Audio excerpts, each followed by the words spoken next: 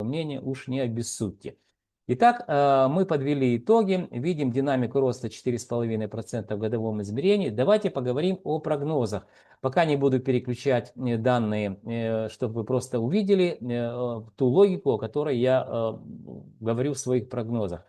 Город Харьков, друзья, до конца года будет показывать положительную динамику. Ну как до конца года? Скорее всего, вот сентябрь, может быть, октябрь, как только начнутся холода, отключение света, отсутствие всех прелестей, так сказать, жизни в каменных джунглях, здесь, конечно, ситуация поменяется, начнет снижаться стоимость квадратного метра, но все равно динамика в конце года будет порядка, наверное, 4, а может 5%, оставаться положительная.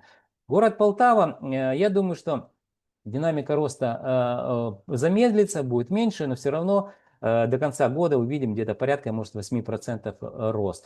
Город Чернигов, друзья, здесь мы увидим до конца года, скорее всего, будет 0,5%, 1% рост, положительная динамика, но уже на протяжении 6 месяцев мы видим, как каждый месяц медленно и уверенно снижается стоимость квадратного метра. Но по факту до конца года, скорее всего, будет положительная динамика.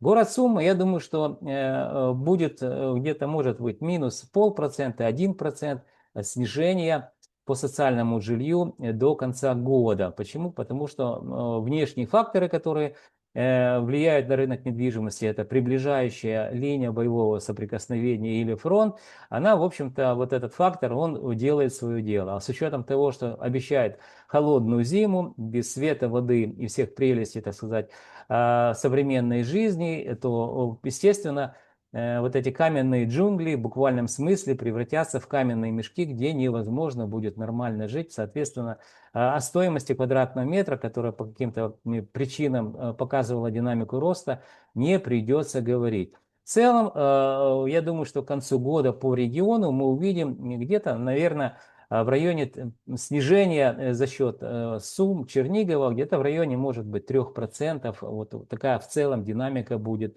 по региону.